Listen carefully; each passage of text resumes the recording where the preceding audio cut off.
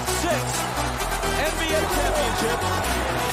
Tying run at second, 2 out. Palmero over the head of Jenks. Uribe charges, throws, out! And the White Sox have won the World Series.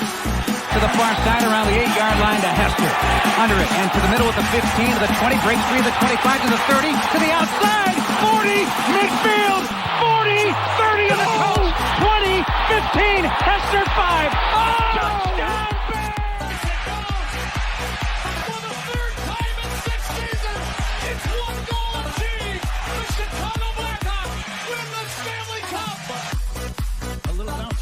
Toward Bryant. He will glove it for to Rizzo.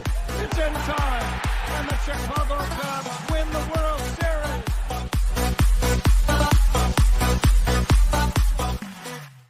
What up, what up, what up? Welcome to Shawn and Maya in the morning on this House Music Monday, Mexican Independence Day edition. I'm your boy, the SuperBack, Shawn Sierra. Thanks for tuning in. If you're watching us on Facebook Live, well, then I guess you found us on Facebook. And if you're not following us on Facebook, what?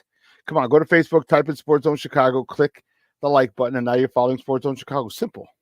But wait, there's more. Go to the show's page. Go to Shawn and Maya in the morning, like that page as well. So not only will you be following Sports Zone Chicago, but you'll also be following Shawn and Maya as well. If you're watching us on our YouTube channel, excellent. And if you're not subscribed to our YouTube channel, for real, come on. Come on now. Go to YouTube, type in Sports Zone Chicago, click the subscribe button, but also click the bell. That's the little notification button that's next to it, and that'll let you know anytime a show from Sports Zone Chicago is going live. Get it? Got it? Good. You're watching us on our Roku channel. Oh, I'm sorry, not even Roku. Let me back that up a little. If you're watching this on our mobile app, yeah. Come on, man. Please don't tell me you didn't know we had a mobile app. So do me a favor. If you didn't know, now you know. Go wherever you get your apps from, whether it's iTunes or Google Play or Amazon or Walmart or Kmart or 7-Eleven or Zayre, Zemsky, Macy's, Montgomery Ward, Woolworth, Weebles, Gold Blast, wherever you get them from. You go there, you type in Sports Zone Chicago, you download it. You take us with you on the go, so not only do you get Shawn and Maya in the morning 3 days a week, not only do you get our other live shows throughout the week, and not only are they archived there like they are on Facebook and YouTube, but I'll tell you what, we give you a slew, and I mean a slew of articles, thanks to my man Clarence, Council the Third. Big up to Clarence for keeping you abreast of all articles Chicago sports related. If you're watching this on our Roku channel, I like that kind of party, baby. Listen, if you don't know, you better ask somebody. Sports Zone Chicago, we have our own Roku channel. So if you have a Roku television in the house, do us a favor and download Sports Zone Chicago's channel to your TV. Put it there next to the big boys, next to Netflix, Hulu, HBO Max, Prime, Apple, Disney, Paramount Plus, Stars, which Stars, by the way, was awesome.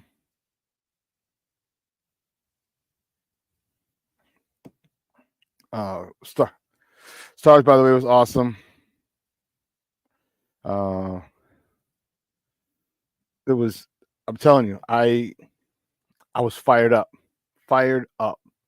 with power, but I digress. But download Sports Zone Chicago's channel right there on your big TV. Watch it on the big screen. Hell, run the big screen, right, Mickey Ficky now. You can also tweet the show. You can tweet us at Sports Zone Shy, that's CHI, at Sports Zone Shy.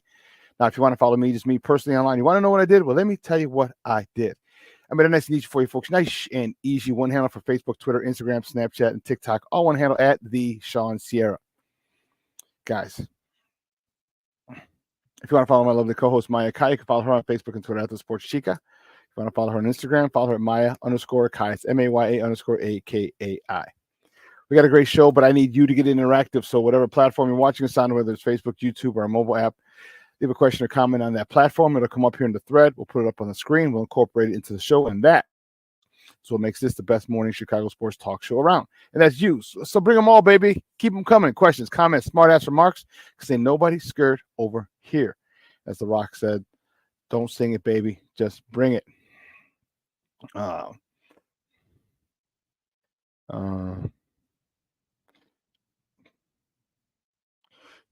this is crazy. Okay, good.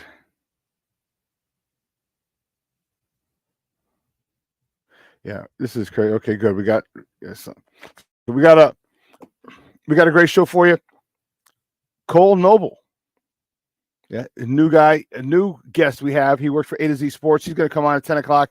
at the top of the hour, and talk Bears with us on this Football Monday. Unfortunately, it's House Music Monday, Football Monday. Unfortunately, not a Bears Victory Monday. Yeah. Let's check out the chat line because it's jumping already. Cornelius Squalls, what up? What up? What up, sports owners? He says, well, sports Shawn, suit up, man. We need you. I'm not running behind that offensive line. I ain't running behind that offensive line. You crazy as hell. Armando Emeterio Lara Jr., my man. Junior's in the house. What's up, Papa? Good morning. Kevin Scott is in the house. Good morning. Black Diamond is in the house. You're in the house early, Papa. He says, yo, top of the morning. Who did I say is the X Factor this offseason when it all started? Well, give them an F. You think so? I will talk about that because I did say who I was just talking to Steve-O about it, my producer. I said the most important acquisition this offseason was Shane Waldron. Okay. Well, he's having some problems right now, and I'm not liking what he's doing. But I digress. So my question is there an issue? Is there an issue between him and Chris Morgan, the offensive line coach? Now, mind you, he's the only person on the offensive staff that was retained.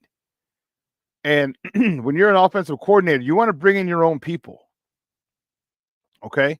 You want to bring in your own people. And he wasn't able to bring in his own offensive line coach.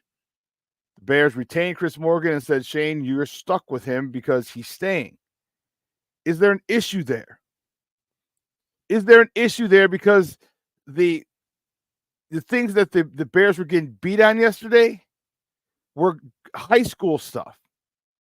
High school mistakes at that level. Twists. For the life of me, I don't understand. If you're a guy and you're inside and he crosses your face, you don't think someone else is coming back into that zone, especially if you're a center or a guard. If you're a guard and a guy crosses your face or heads outside into your tackle. If he's outside, he goes into your tackle, guess what? There's someone else coming in that middle zone, in that B gap. I don't understand this befuddlement from an offensive line. There's got to be more to the story than this. You cannot get to the NFL and not understand if a guy's in front of you, he crosses your face or attacks the guy next to you, your tackle. You can't sit there and tell me you don't realize someone else is coming from somewhere. You can't, not at that level. Hell, they even teach it in grammar schools. Here's your man, but if he goes away, someone else is coming. Sit there. And on one the show, Nate Davis, there was a triple team on the 3-tech, and a guy comes right up the middle of the line on his twist, on a stunt. How the hell are you triple teaming? We're not dealing with Aaron Donald. We're not dealing with Reggie White.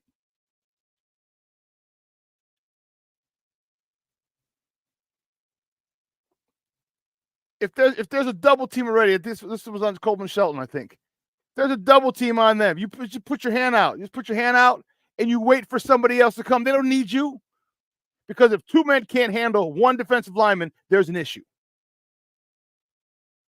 So you just put your hand out there and look, get your head on a swivel. I have no idea what the hell that was about.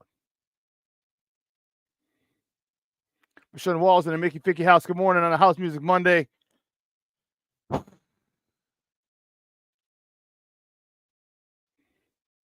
Jay Grizz in the house. What up, Papa? My man Armando says, I can't believe Sheldon did the same thing again on a stunt, left his area and opened the hole for the blitzer to go through. That's exactly what we're talking about, Junior, ain't it? And I know you had to be sick to your stomach as a former offensive lineman. You had to be sick to your stomach.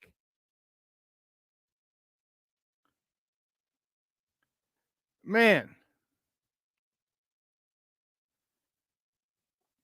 Sean Walls in the Mickey Ficky house. Good morning, Papa. Thank you for tuning in. You know, Plank in the house. Good morning, Papa. Thank you so much for tuning in. I appreciate it. Levette Lee's in the house on this House Music Monday. Good morning, Mama. Thank you for tuning in. I appreciate it. I think I said hi to you, Kevin Scott, but if I didn't, good morning. And if I did, you got it twice today. Good morning, Kevin. Thanks for tuning in.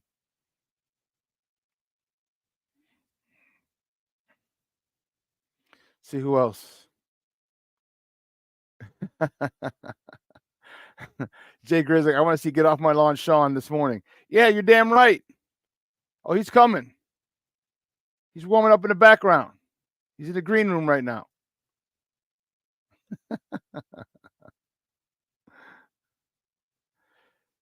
King Booker World checking in. Good morning, Papa. Thank you for tuning in. He says, salute, chat, and Shawn.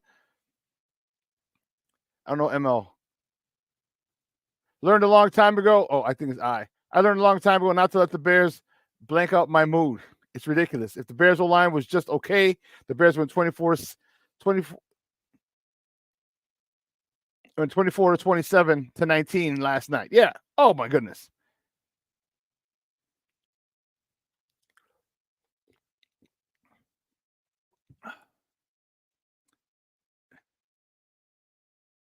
King Booker World. But that falls on polls. That falls on polls. So now here's my question. And I said this last week or 2 weeks ago. So now do you address the offensive line? Now do you address the offensive line?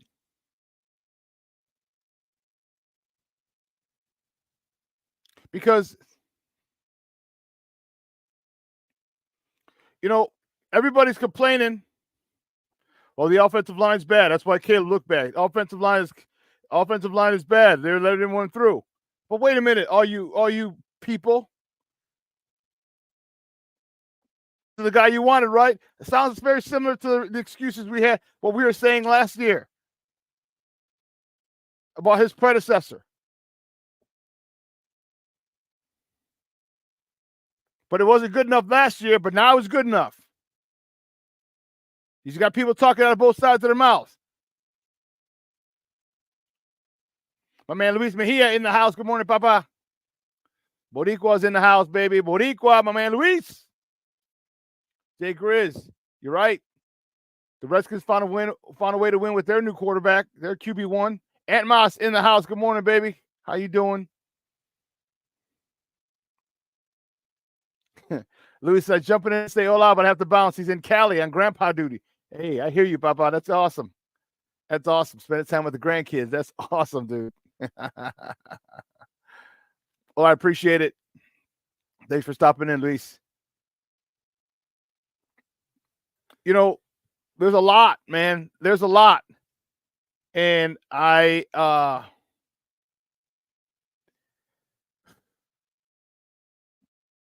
lot to digest. All right. It goes back to when Ryan Poles decided not to bring back,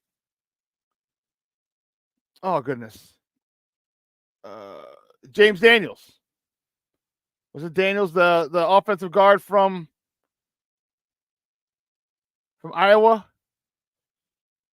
Remember the dude who locked up Aaron Rodgers or Aaron Donald?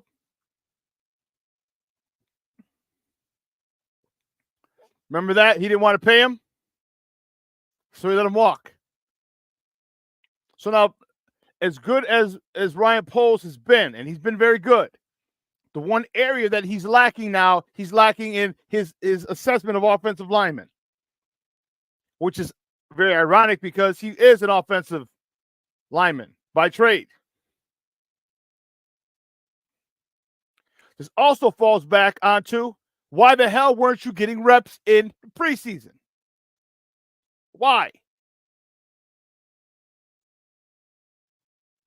Did I not say all preseason I wanted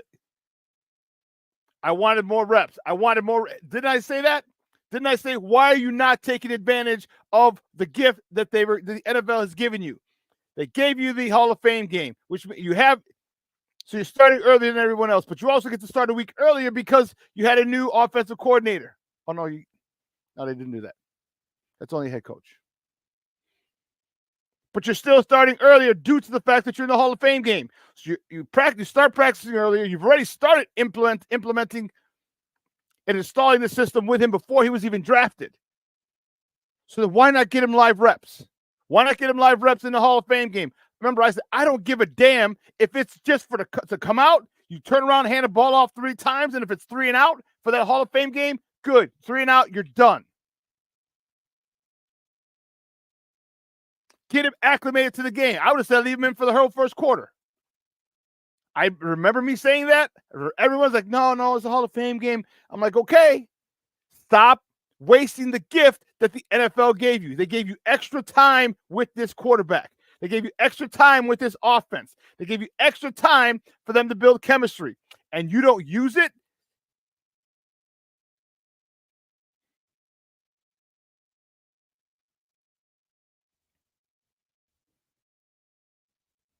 Kevin Scott, he says, all of this should have been resolved in training camp. How in the hell did this O-line not get the necessary reps?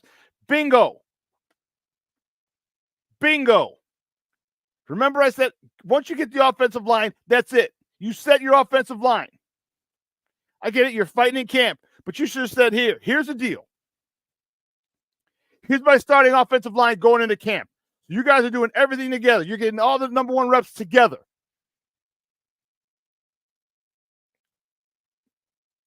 Braxton Jones, tevinjenkins, whoever you decided to center.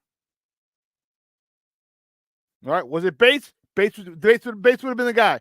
Then Nate Davis at right guard, and then Darnell Wright. Unfortunately, injuries screwed everything up. Unfortunately, because then you had to put Bates in at guard, so you had to put Shelton at center. Now Bates is out.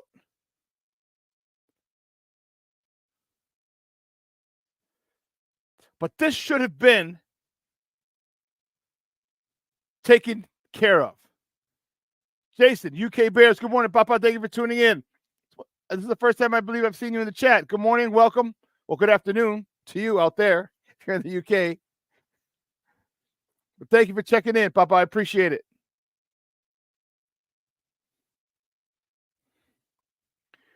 Jason, UK Bears, I think most of us would have been okay with that scoreline a few days ago, but the manner of the defeat and the pounding Caleb ended up taking leaves a bad taste. Yeah. 11 hits, 7 sacks. 11 hits, 7 sacks.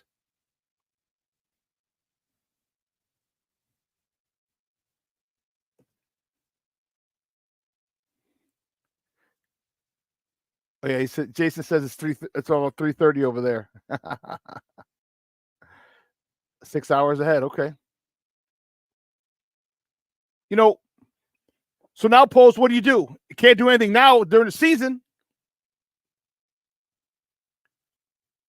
But why? And here's the thing. Here's what they did. What happened yesterday is what's going to happen next week in Indianapolis. They're going to blitz the hell out of Caleb Williams. They're going to blitz the hell out of Caleb Williams. So now, what do? You have to anticipate this. Now, one thing that I was yelling about, and I was like, get that short. Okay, you got it going. But when they blitz, keep it going. When they blitz, keep it going. We established a run.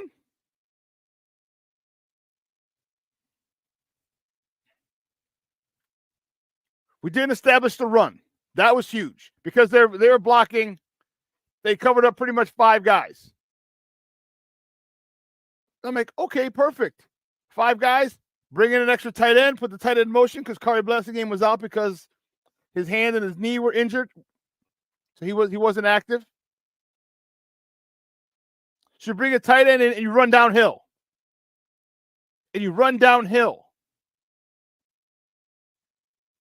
So I'm looking like a jamoke right now because I've said all offseason, all preseason, first couple games in the regular season, well, till yesterday, that the most important acquisition this offseason was Shane Waldron. He did well with Russell. He did well with Geno. And I was excited. I said, whether we kept Fields or we drafted Williams, Shane Waldron was the most important acquisition this offseason. And now he's making me look like a clown, like an idiot, because this guy doesn't want to adjust. And what do we talk about? All the things that I said. He's a teacher. He can adjust, his ability to adjust, and now you're not adjusting? What the why?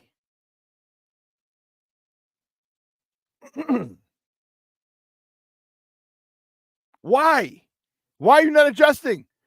Why are you running? You have the strength of this defense was the edges. Daniil Hunter, Will Anderson. So why are you running outside zone? Why are you running jet sweeps? Why are you running the hell outside when that's the strength of that defense? Why aren't you staying in the middle? Why aren't you staying in the middle? You see what they're doing. They're covering up five. They got 5 guys coming. Good. Bring a tight end in the backfield as a lead blocker, and let's run downhill. Hat on a hat right in front of us, man in front of you. Take your man, fullback or lead blocker, take out the backer, and let's get off to the races. And then when we do that, and they start cheating because we start hurting them, then you pull it, and now you hit the slant to DJ. Now you hit the slant to Rome. Don't worry, Rome. I'll get to you in a second. That play calling was horrible. How do you, and then Chris Morgan.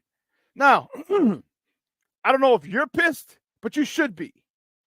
Because sometimes I get it as a coach. Believe you me, I've coached for a long time. And you work on shit in practice, and the game time, they don't do what the hell you worked on. You're like, wait, I didn't do that this week at all. We didn't work on it that way, but you're doing it out there. So I get it, Chris, but this got to stop. You got to say, hey, what the hell are you looking at? Colton Shelton's got to go. Lord have mercy. Again, Ryan Poles. Why did you draft the center? Remember, I kept begging for people to draft the center. Get a center. Get a center. John Michael JMJ, the kid from Oregon. You had the Schmitz kid. You had the kid from Georgia. You had about 4 good centers. 4 good centers in this draft that we could have gotten. So now do you think it's important to build the offensive line, former offensive lineman, general manager Ryan Poles, instead of just signing Nate Davis, who you already knew had issues? Who already knew what you knew when you got him, and he liked to take time off?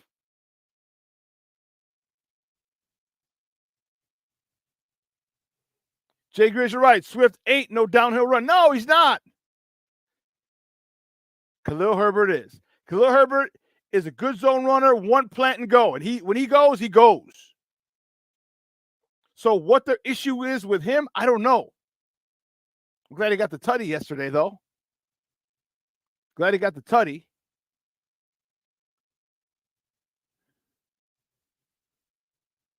Michelle Wallace says, Poles totally ignored the center. Yeah, he did. Totally ignored the center position.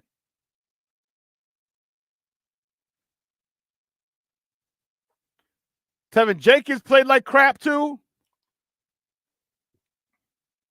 Except when they wanted to run the ball downhill, which was like 3 or 4 plays.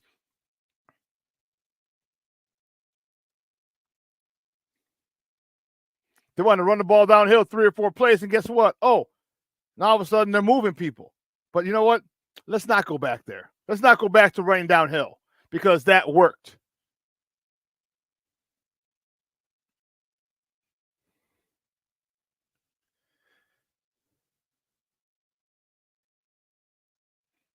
Jay Grizz said, how about signing Henry or Saquon?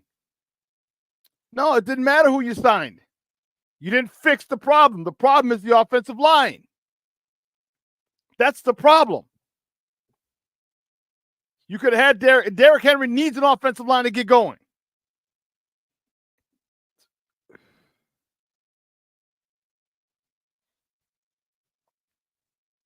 And now it's starting. Now you're starting to reap what you sow. And I get it. I understand. You drafted Kyler Gordon. You drafted Jaquan Brisker. All right? You traded for those linebackers. But where's the offensive line?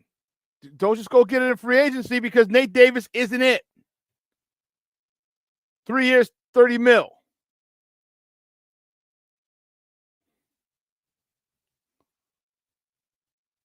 There's plenty of blame to go around. Rome, you got to catch that ball in the end zone. You got to catch the God blessed ball in the end zone. You're the leading receiver in the NCAA last year. First team All-America. Catch the goddamn ball.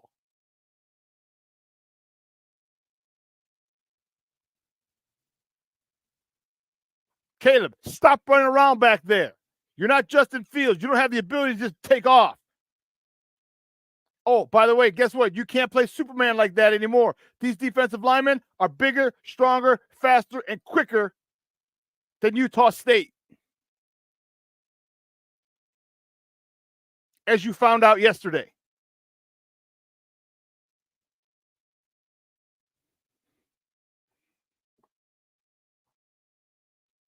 There's blame to go around everywhere. DJ Moore, man, I don't know if you saw his body language. My man was pissed. Caleb had some horrible throws. Horrible throws. Overshot receivers, underthrew DJ Moore.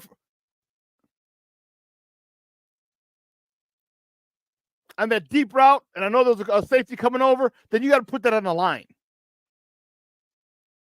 He put it up. He underthrew it. He underthrows it. The DB intercepts it. Come on, man.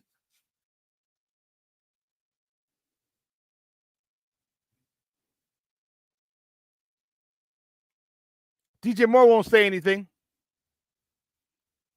He won't throw him under the bus.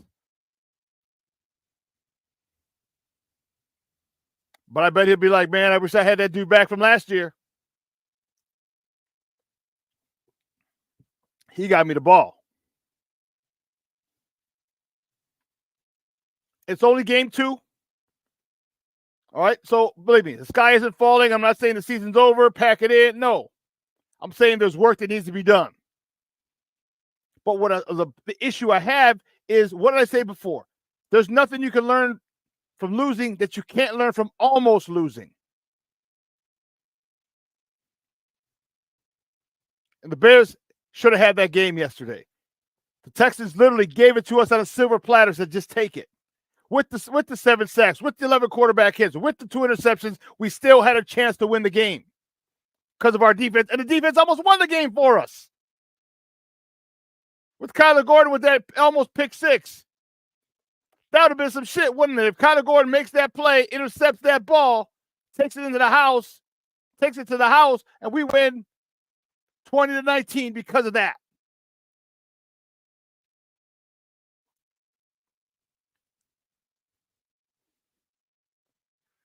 Jay Greer's, you're on point. He says that's what Caleb was supposedly great at, was his pinpoint accuracy. No, yes, it was. His anticipatory throws, his accuracy.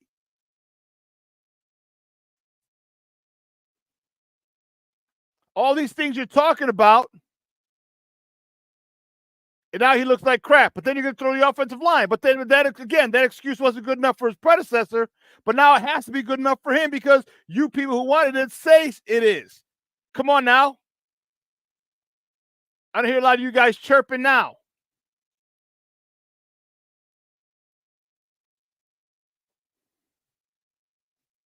Michelle Wall says it puts pressure on the Bears defense. Yep. Kevin Scott, Caleb is seeing ghosts. Yeah, Caleb is seeing ghosts right now. Heck yeah. And this last one, Cornelius Squalls, I was just about to say that. Also, the Bears are still too much shotgun, which is like red meat to a D-line. Stop the shotgun nonsense. Please. What don't we understand? They're killing me, Smalls. They're killing me.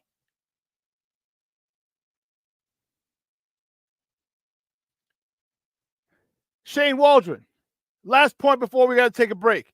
Why the hell are you not running the ball, getting the ball out of under center, after the fight on the sideline. Junior asked me why he didn't get a punch though, because that was why he didn't get a flag when he punched the guy, because there was no flag on the play. Is what they said. They didn't see the punch. There's too many people around. They didn't see the punch, so you can't say, "Oh well." Once I look at the replay, I can't. They said they couldn't throw a flag. They said it'll be handled by New York, so he'll get a fine this week for the punch.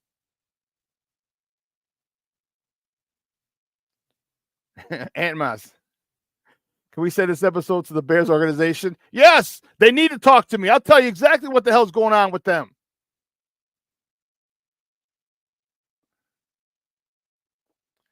My question is Shane Waldron, after that fight on the sideline, why did you not? And I ask you, I implore you, why did you not come out and smack him in a God-blessed mouth? Said, oh, you want to get tough? Boom, let's go.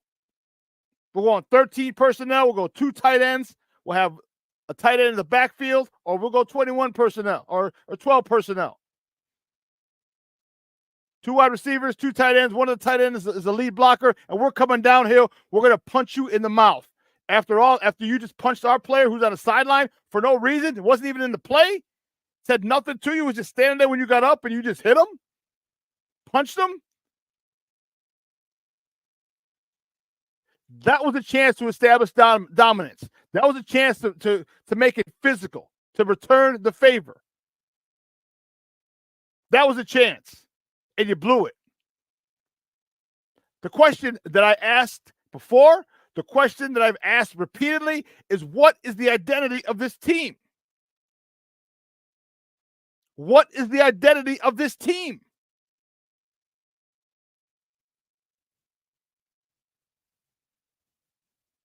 Again, the sky's not falling. Don't think that my passion means the sky's falling, the Bears suck, and they're going to lose the rest of the games. No, that's not my issue. My issue is yesterday. I'm not talking about later in the season because we'll get to that later in the show.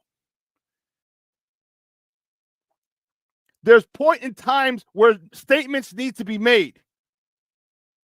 After a fight is when on your sideline, where someone comes in on your sideline, punches your own guy in the face, and you don't say, oh, okay, how about we isolate that dude? Fullback, you find him and you blow him up. Tight end, you find him, you blow him up.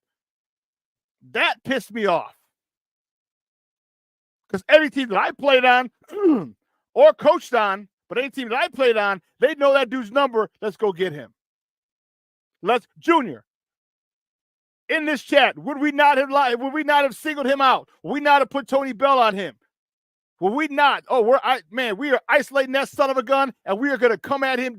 We'll tell him we're coming at him. You don't do that to one of our players. And that's the problem with the NFL. It's so soft nowadays. Oh, you do that on our sideline to our player? We got you. Junior says, we sure would have. You're damn right we would have said Tony Bell on him.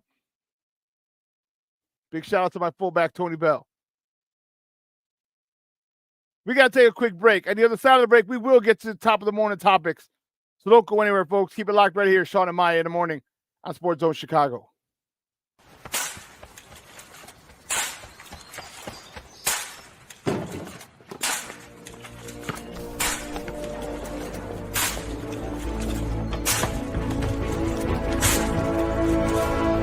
Move it! Yes,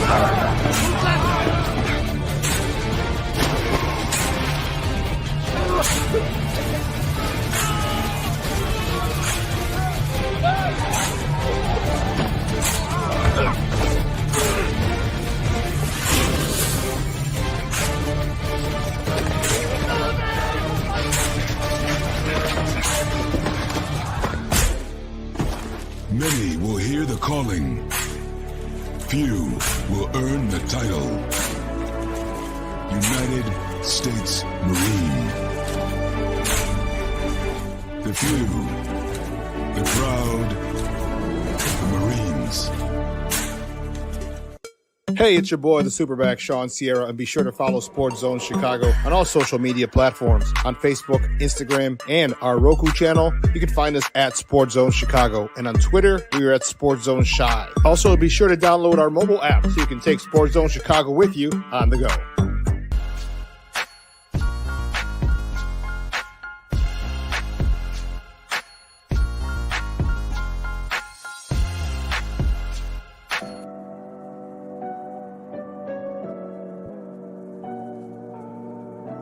How do you take care of your mind health? For my mental health, I meditate in the mornings. I have my dogs. They're the best. I just find ways that help me just relax. Finding things that make me happy, like being close to my family. I meditate a lot and read books. I have hobbies outside of the game. I'm able to switch off. I'm able to turn my brain off from the game of basketball. Your mind health matters. Your mind health matters. We are looking for a few heroes, mentors, trailblazers, innovators, a passion to change lives, spark curiosity, open hearts, and awaken minds, help students answer the question, who am I? This could be your calling, but this is no job. It's the journey of a lifetime. Be a hero. Be a teacher. Mental health and learning disorders don't discriminate. 17 million children and adolescents in the United States live with disorders like anxiety, depression, ADHD, and dyslexia. Less than half get the help they need to thrive. Help the Child Mind Institute change these children's lives. Visit childmind.org.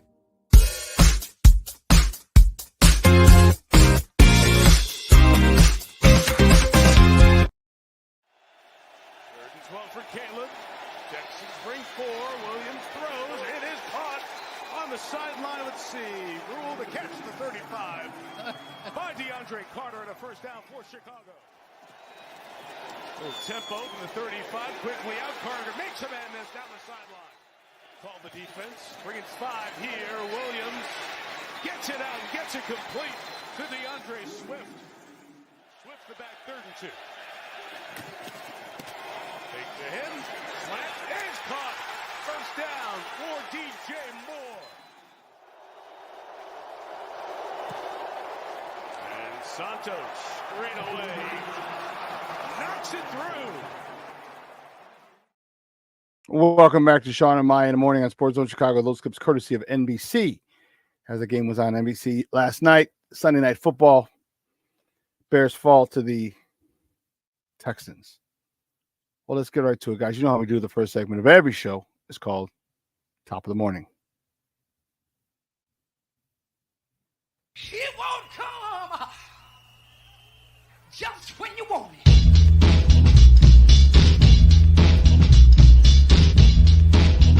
Top of the morning to you. Top of the morning to you. Top of the morning to you. Yeah, baby. The first top of the morning topic. You know where we're going. All right. You know where we're going. This one. Boy, is it frustrating. Very frustrating. Bears. Chicago Bears lose to the Houston Texans yesterday, 19-13 down in Houston in H-Town.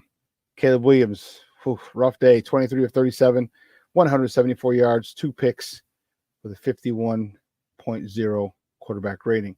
He also carried the ball for 5 times for 44 yards.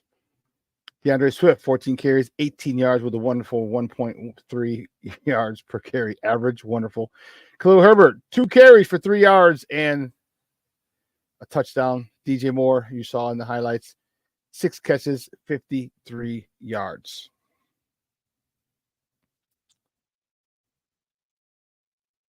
Yeah. We'll talk about that. We'll talk about that more. Moving on, the next top of the morning topic. Let me tell you something. I'm fired up, baby. I'm fired up. My White Sox, yay, yay. The White Sox beat the Oakland Athletics, the Oakland A's yesterday on the south side 4-3. 1-2 tree. They beat the Oakland A's 4-3 yesterday. Awesome.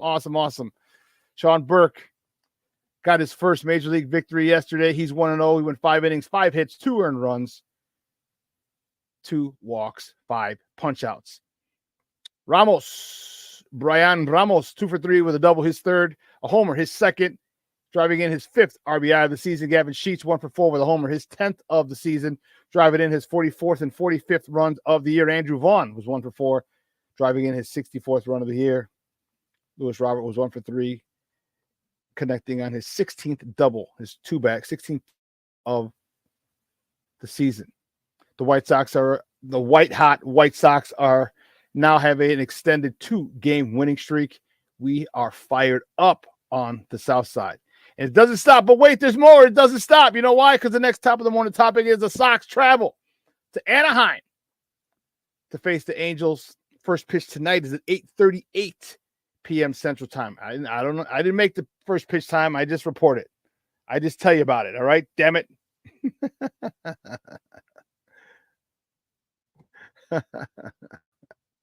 8:38 Central Time. You can catch that game on NBC Sports Chicago or listen to it on their flagship station, AM 1000. The probables for tonight's game, Jonathan Cannon. For the White Sox, he's 3-10 with a 4.56 ERA going up against Reed Detmers, who's 4-6 with a 5.64 ERA. Keep it going, boys. Keep it going. The next top of the morning topic. All right.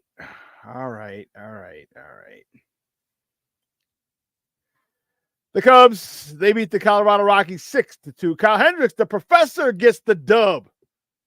He's 4-11 on the year. Whew, that's tough. 6 innings, 2 hits, 1 earned run, 3 walks, 7 punch-outs. Michael Busch, 3 for 5 with 2 home runs, his 19th and 20th of the season, driving in 3 runs, bringing his total to 63 on the season. Nico Horner was 2 for 5 with a double, his 32nd of the year, driving in his 43rd run of the season. And Pete Crow Armstrong was 1 for 4 with a homer, his 10th of the season, driving in his 45th and 46th runs of the season yesterday. Good day for the Cubs. But it doesn't stop there. But wait, there's more. The Cubs, they welcome the A's. The A's go from the south side to the north side. The Cubs welcome the Oakland Athletics to Wrigley Field. First pitch today is at 6:40 p.m. Central Time. You can catch that game on the Marquee Network or listen to it on their flagship station, 6:70 a.m. Probables for the game tonight. Joey Estes for the A's is 7-7 with a 4.36 ERA going up against Shota Imanaga, who's 13-3 on the season with a 3.03 ERA. Oh, the warden's gone. Perfect. The next top of the morning topic, man, we were looking for the sweep. Well, I guess we really couldn't sweep yesterday. The Skyfall to the Phoenix Mercury, 93-88. Yeah, it was a tough one. Kennedy Carter led the way with 20 points. Michaela Onyenwere had 18 points, 9 rebounds.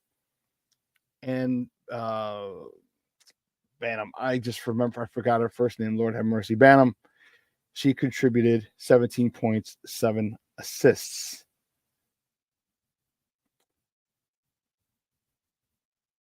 Missing Angel Reese is huge. You know why?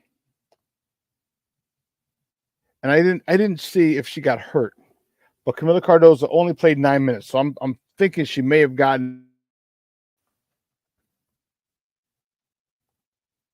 because her stat line was pathetic if she didn't get injured. All right, her stat line was pathetic. Camila Cardozo, she had 2 points, 3 rebounds in 9 minutes.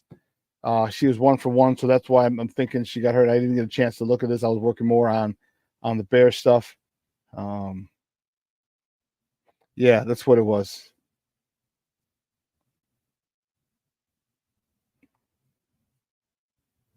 Yeah, so Yeah, so according to Annie Costabile in the Sun Times, it said Camila Cardoso aggravated her right shoulder injury in the Sky's loss to the Lynx on Friday. All right, if you remember, she set out the beginning of the year. She only played 9 minutes, had 2 points, 3 rebounds. She was held out of the second half because of pain in her shoulder. So yeah, that's what Camila Cardoso. So, but where was Isabel Harrison? All right, 10 points, 8 rebounds. All right, here's a chance where people like Isabel Harrison need to step up. 10 and 8's nice, but we need more. Dana Evans, 13 and 2, 13, 2 and 5 helpers. All right. They fall short to the Mercury again, 93-88.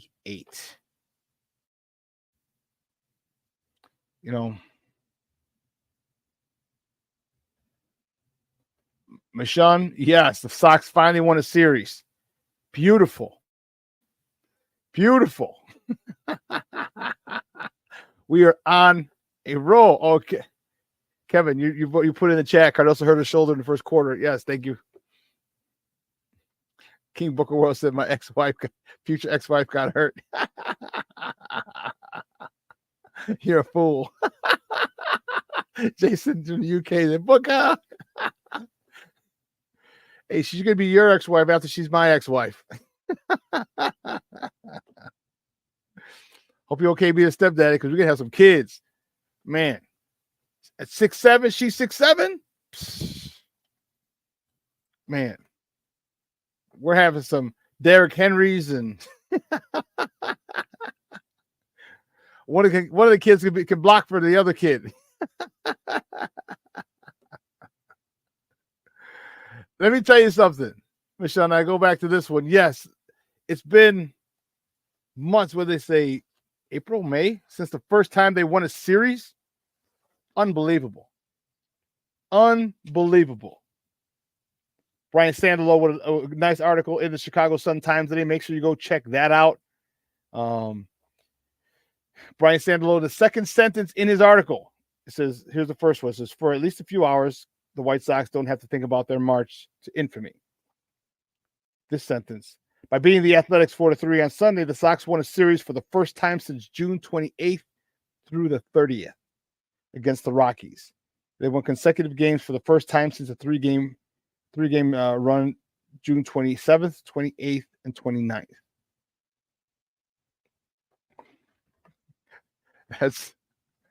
That is crazy. Crazy. So the White Sox now have 35 and 115. So they're 150 games. Wow. 150 games in. 40, 50. 12 games left. 12 games left. Jason, UK Bear says, I absolutely have no clue about baseball or basketball. Never watched any. I'm a football guy. Hey, I hear you, Jason. I hear you. I just played all sports as a kid growing up. And I know, and I'm just a sports fiend. Baseball, football, basketball, hockey. But my main thing is football. But I know all of them very well. So there's 150 games played. So there's 12 games left. 6. Sox got to win 7 of them. 7-3. 6-4. You can go 6-4 and you'll finish with 119 losses and you won't tie. You won't tie for the worst record, the most losses in the modern day era of professional baseball. Oh my goodness, my White Sox are terrible. Terrible. But that's all right. That's okay. Oh man, we got to go to break in a few minutes. But I want to get back to that what we started talking about, and that's this Bears team. There was a point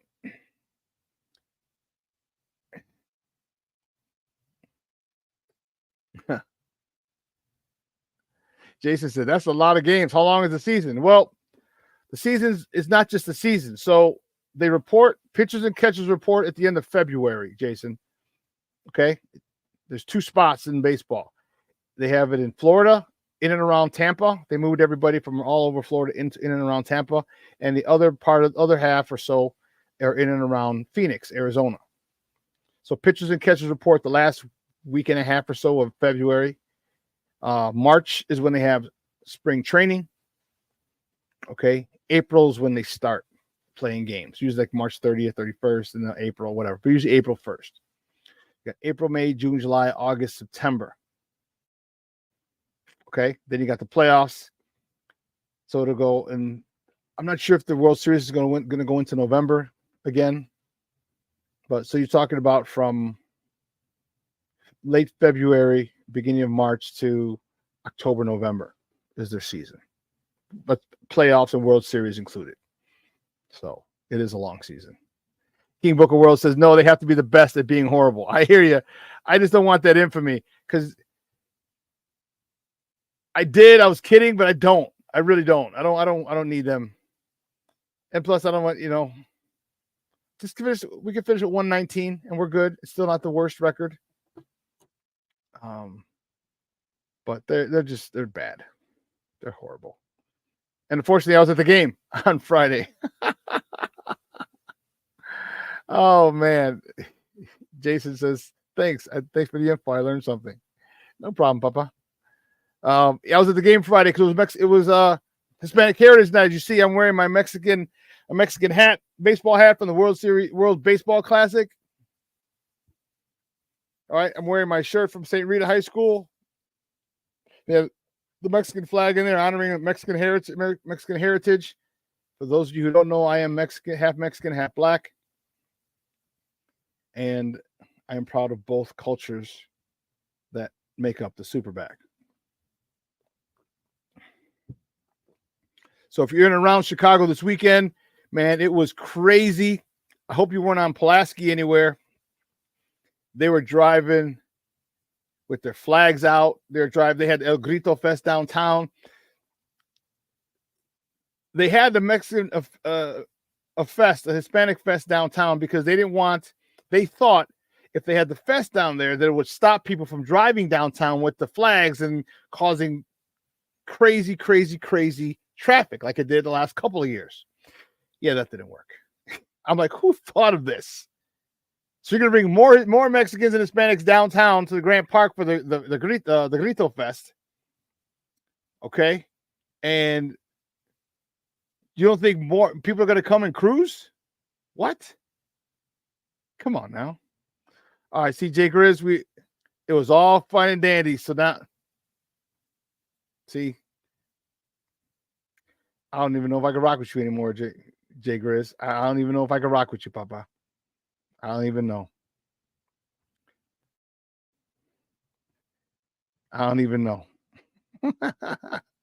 King Booker World said, I live in Logan Square. It was nuts. If it was nuts in Logan Square, that's on the north side, people. Man, you should have seen Pulaski on the south side. I made the mistake of getting caught in that. I had to get off and go down 47th. Man, that was insane. I was stuck on the off ramp on I-55 on Pulaski. For those of you who live in Chicago and know, I was stuck on the off ramp for a half hour, right in the middle. Couldn't go anywhere for a half hour, 30 minutes. I was stuck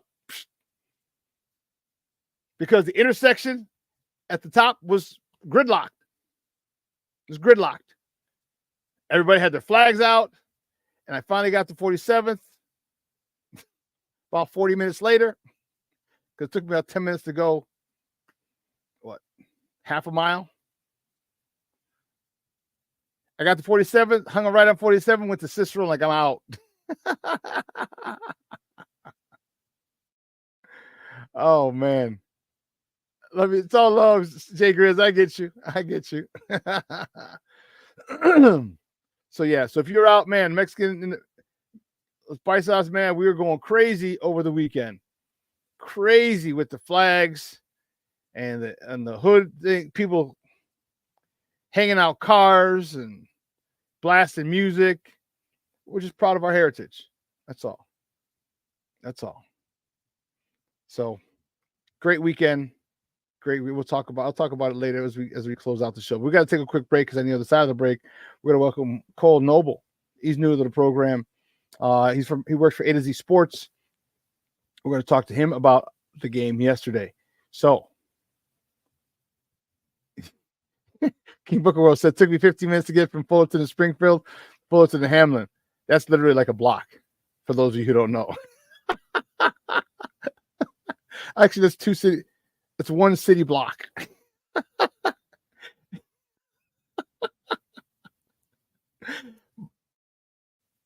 Hamlin is 4,800, 3,800, and Springfield is 3,900.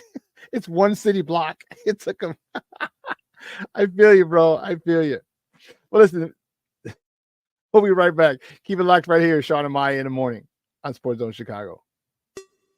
Hey, it's your boy, the SuperBack, Shawn Sierra, and be sure to follow Sports Zone Chicago on all social media platforms on Facebook, Instagram, and our Roku channel. You can find us at Sports Zone Chicago, and on Twitter, we are at Sports Zone Shy. Also, be sure to download our mobile app so you can take Sports Zone Chicago with you on the go. Time out. How are you feeling right now? Happy? Excited? Angry? Overwhelmed? One of the best things you can do for your mind health is to name what you're feeling. It can sharpen your awareness and help you talk about your feelings with someone you trust. Here are 3 questions to ask yourself. Where are your thoughts right now? In the past, the present, the future? Do you notice any sensations in your body? Is your heart beating fast? Is there a flutter in your stomach? Or are you fully relaxed? What do you need right now? Time with others? Time to yourself? Remember, there's power in this awareness. So find ways to identify what you're feeling today.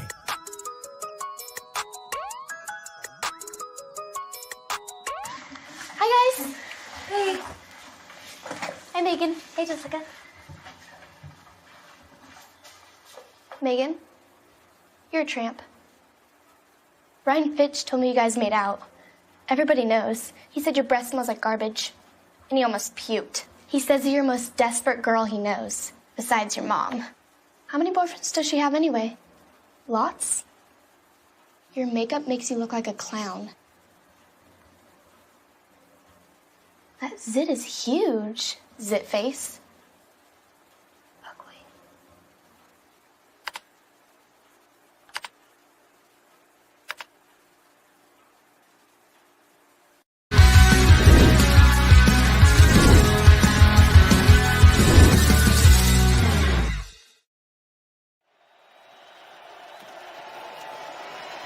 Looking to take off. He does. Caleb inside the 5. Puts his shoulder down. Gets towards the 2. About 5.5 games, and none of them have thrown a touchdown pass. It's a give to the end zone. Herbert. Touchdown, Chicago Bears.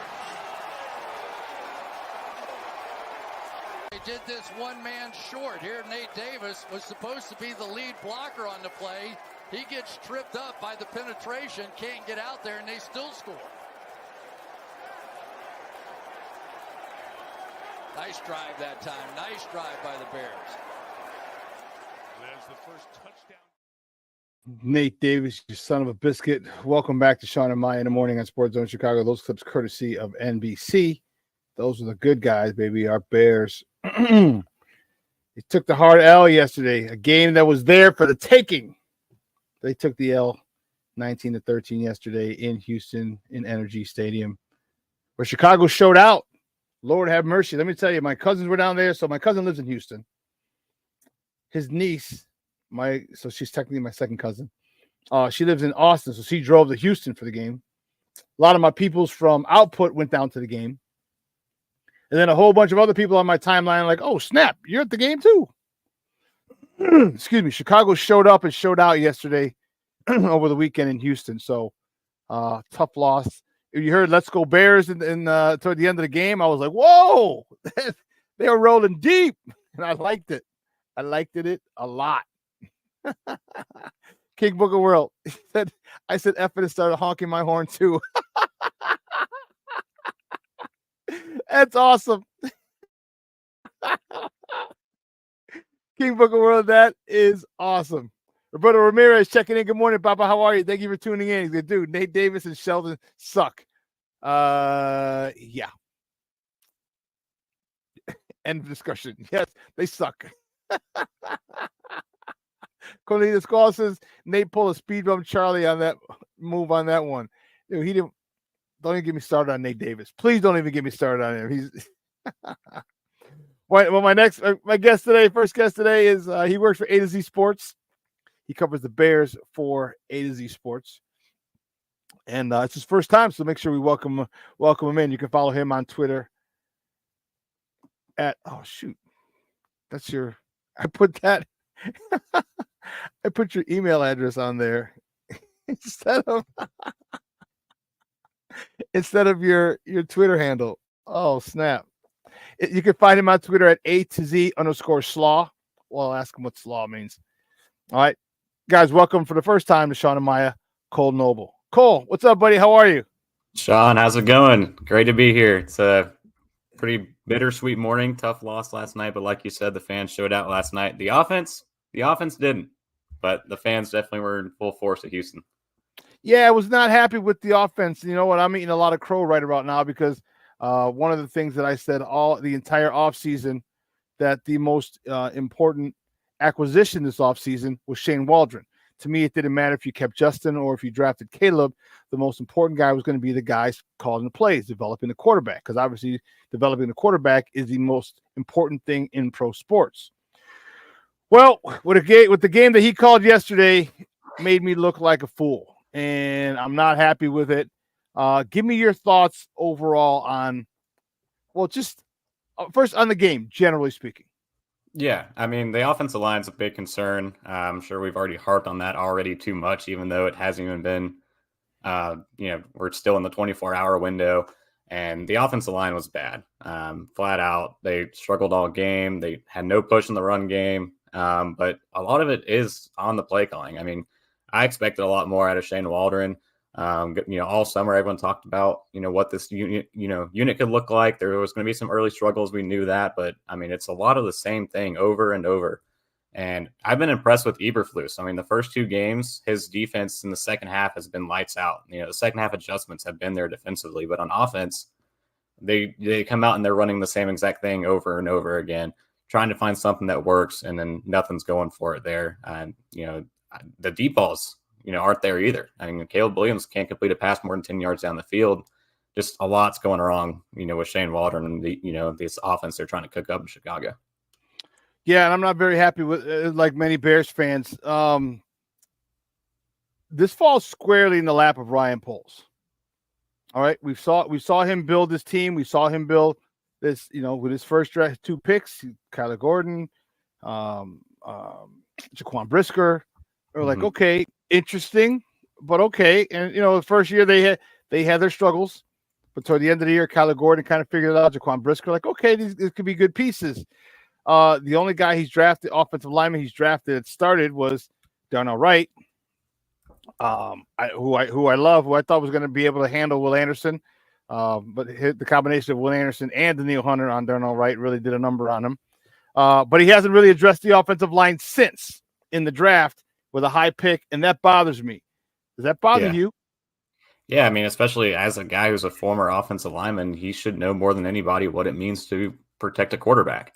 And, he tried to go out, he really wanted to get Ryan Bates, and not having Ryan Bates, I think, is really going to, make an impact for this team, because they're going to be forced to start Coleman Shelton and Nate Davis going forward. Matt Eberflus said last week, is it going to be an option to rotate in Matt Pryor? And he said no. I mean, last week in week 1, we saw him rotate, Nate Davis and Ryan Bates. And then, after that, shoulder, arm injury he had that put him on the IR, now they're in a bind. I mean, Doug Kramer's not going to come into this game. And, I mean, Matt Pryor looked good in the preseason. Maybe next week, you try to rotate if Nate Davis keeps struggling and try to figure something out there at right guard. But, that was the one big move, they tried to make this offseason outside of, Coleman Shelton. And then, he ended up winning the battle just because of injury. But, Ryan Bates, that is just an unfortunate situation. And the only remedy, they probably could have had with this offensive line this year. Yeah, this offensive line is pathetic. Yeah. As my guy King Booker World said, the Chicago Bears O-line brought to you by Temu. You're on point, good. King Booker World. You're on point. Let's talk to me about Caleb. Caleb is having his issues. All right, he's missed quite a few receivers, underthrown, overthrown, just clear shots he's missed. What do you think the reason is, and what can he do to start hitting these receivers? Yeah, I mean, they're close. You look at these incompletions, they're so close to hitting and being big plays. I mean, I keep looking back at that incompletion he had to Roma Dunze in the end zone on, that slant against Lassner. I think that was more Dunze than him. Yeah, that ball was there. I mean, that you cannot have put that ball in a better spot. I mean, the way the corner had him pressed up, that was the only read on the play, and he put it where only a Dunze could grab it. And 2 hands on the ball, you just got to come down with it. So some of these, misfires and miscues, they're so close to connecting and being big plays for this Bears offense. And the thing I'm looking at is DJ Moore. Last year, one of the best deep ball players in the league and one of the best, vertical route runners. We haven't seen him going vertical. The biggest plays he has are, drags across the field, 10, 15 yards that, he's turning in to, just a little bit more after the catch. But I don't understand why Shane Waldron's not getting him vertical. I mean, we know Caleb Williams has an arm. We saw it during camp. We saw it during the offseason, hitting deep passes to some of these receivers. And it's just not there. And also, I mean, I want to go on this a little bit too, is Tyler Scott. I mean, they talked about a big opportunity they said for him this week with, a Dunze, coming into the game, questionable with his knee injury. You had Keenan Allen out, but Dunze still plays, almost 100% of the snaps. And then DeAndre Carter's out here, getting 4 targets. And, I think it was only 3 snaps for Tyler Scott. That doesn't seem like a big opportunity. I don't know what happened during the week that changed that, but it's, it sounded like going into this game that, a former last year's 4th round pick might get involved today.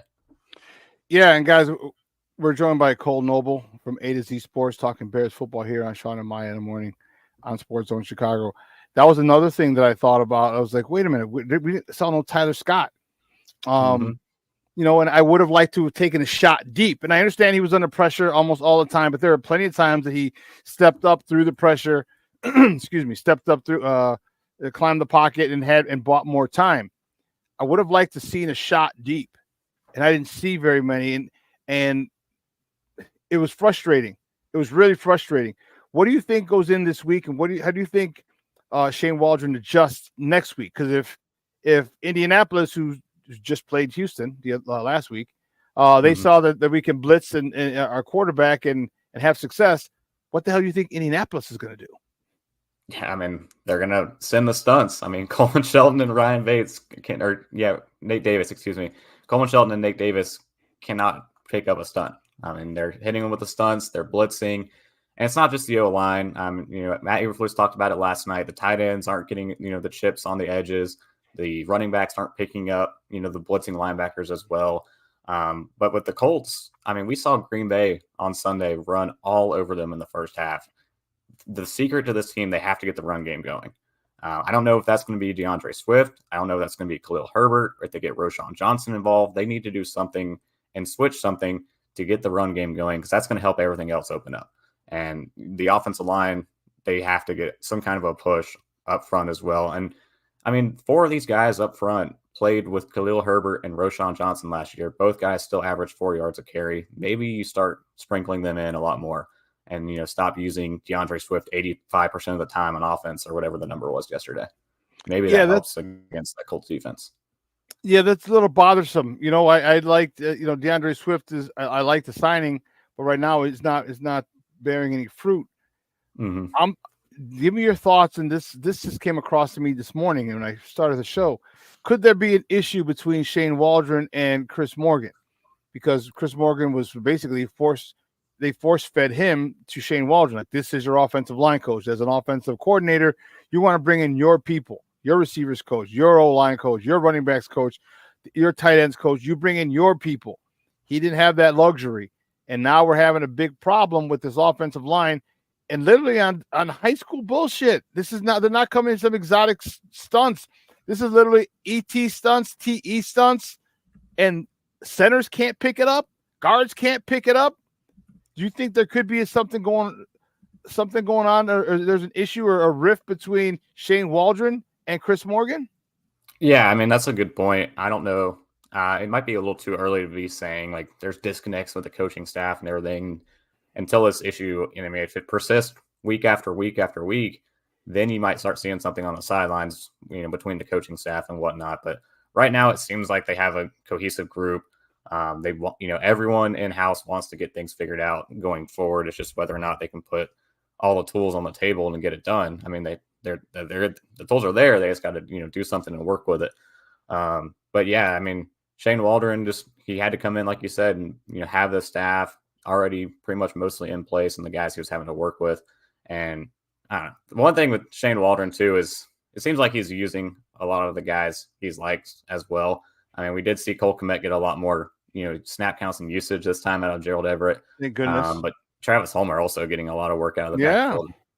Was pretty alarming to see yesterday, seeing him on the field as much as he was on offense. Yeah, and I was wondering when I saw Travis Homer a couple times and he had a couple carries. I remember because he got thrown down like a rag doll. Yeah. And I'm like, why not Roschon Johnson? Like, he's dressed, he got punched in the face. So I mean, talk to me about this. And I just went on a rant on this, and I don't know your athletic background or anything, but when there's a fight on the sideline and you have the ball and that dude takes a swing, my thing is every team that I played on, we would have isolated that son of a gun. Okay. All right, bet. ISO. All right. And we did. I had a fullback. I was a running back. So I had a fullback, and it happened a couple times. Some dude took a swing, isolate him, and fullback, you got the linebacker. You got this dude. You got this dude. Whoever that punk was, we're going to run this play like 3 times. We don't care if we get a first down. We're going at him. That sets the tone. Talk to me about why do you think Shane Waldron didn't want to set the tone, come downhill? That's the first question. But also, do you think that they even have an identity yet? I'll answer the second one first, and I don't think they have an identity.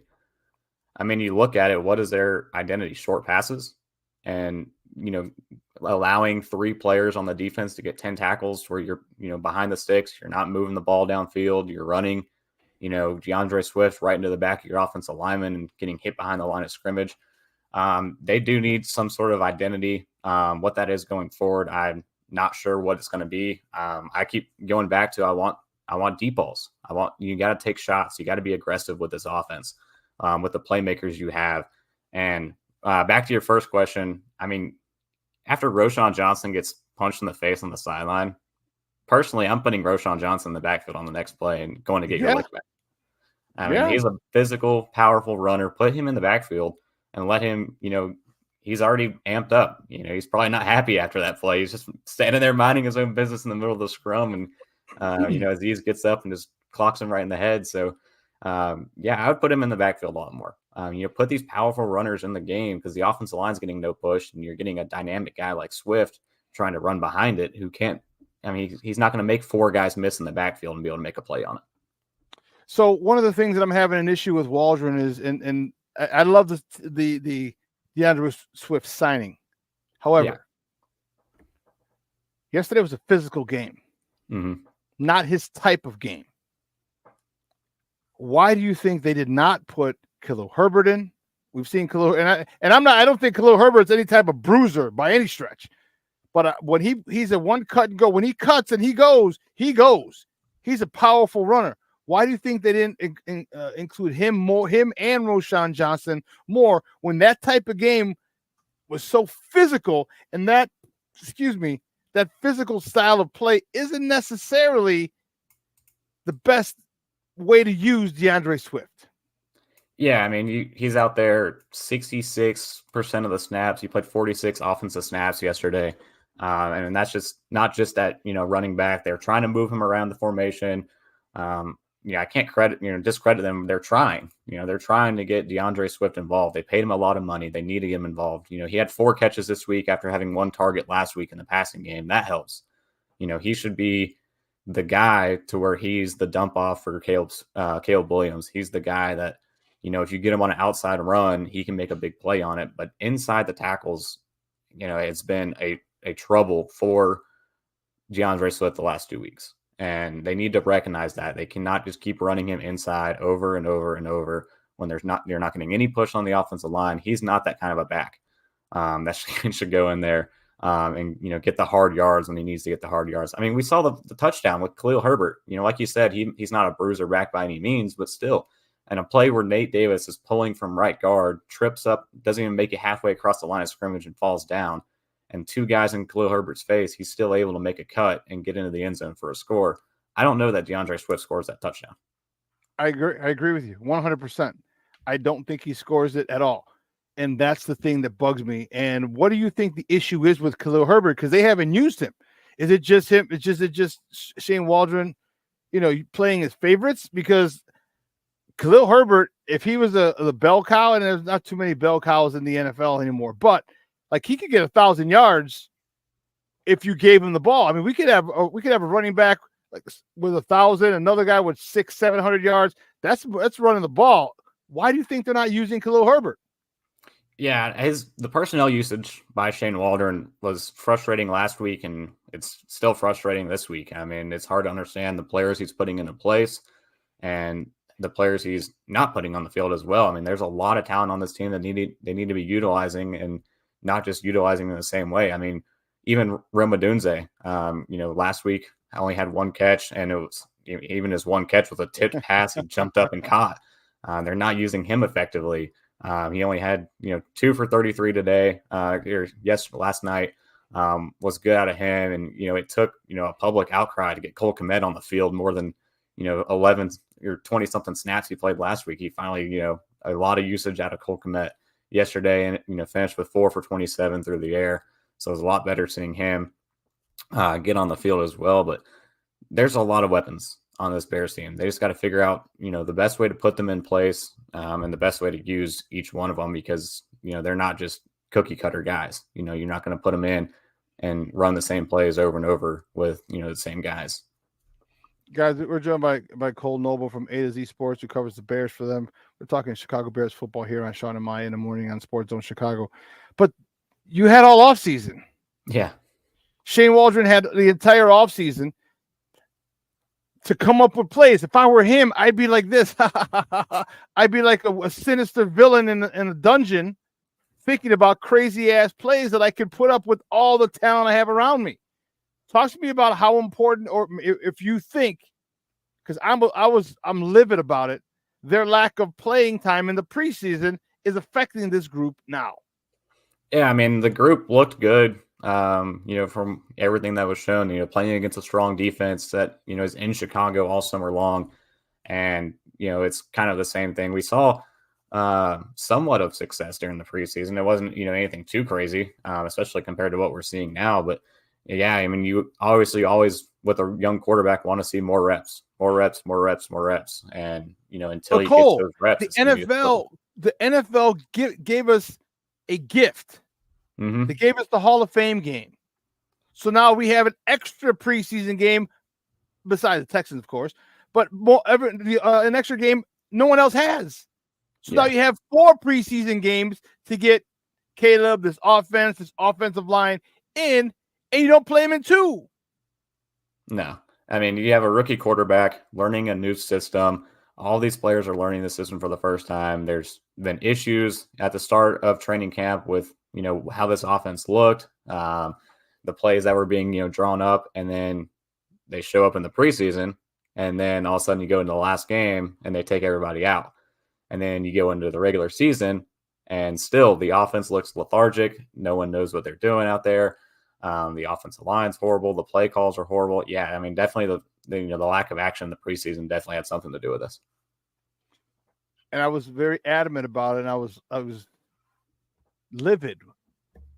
And I said, even in the show this morning, I'm like, all you had to do, even if for the Hall of Fame game, even if for Caleb, you got him out there one series. I would have liked the whole first half. Okay, I'll settle for a quarter. But even if it was one series and he turned around and handed the ball off 3 times, 3 and out, that's more time. That's more cadence. That's more practice. That's more live game situations. Then you're in. And I don't understand why they had got that gift and didn't use it, didn't maximize it, And to me, it's bothering me because this offense, hell, they were installing this offense before he was even drafted, according to multiple reports. All right. They knew they were drafting him. His quarterback coach and Shane Waldron are friends. So you know they're installing stuff. Why do you think this thing is so bad? Why do you think this offense? Let me ask you this. Let me switch specifically to the offensive line, not just the whole offense. Darnell Wright had 2 false starts yesterday. It was loud in there. How much of that is on him? How much of that is on Shelton? Because they had to have worked on a silent count. And, Nate Davis is letting him know when to snap, and there's a rhythm. All right, when I get it to you, 1001, 1002, snap. How much do you think that he screwed up and was not snapping it on rhythm? And so how much of those false starts were on Darnell Wright, and how much was that on Coleman Shelton? Yeah, I mean, like you said, they definitely had to go into a little bit of a silent count there. And I mean, there's one play Nate Davis reached over, told Coleman Shelton when to snap the ball, and then Nate Davis is still the one that jumped off sides and had the false start. And he's right there next to the guy, and should be looking at the ball in those situations where in your silent count, that's all you can do. You got to sit there and you just have to look at the ball. You can't go off of what the quarterback's saying, getting ready for the snap. And all these issues on the offensive line, you have to go back to all the ins and outs. Yeah, like you said right there, playing musical chairs all through training camp. I mean, Darnell Wright was out a little bit, Braxton Jones was out a little bit, tevinjenkins, in and out. He pretty much was in there the most out of the 5. And then the center, I mean, you had the center battle all training camp. It's going to be Bates, it's going to be Shelton. Is Bates going to play guard? Is Nate Davis going to play guard? Nate Davis is hurt all camp.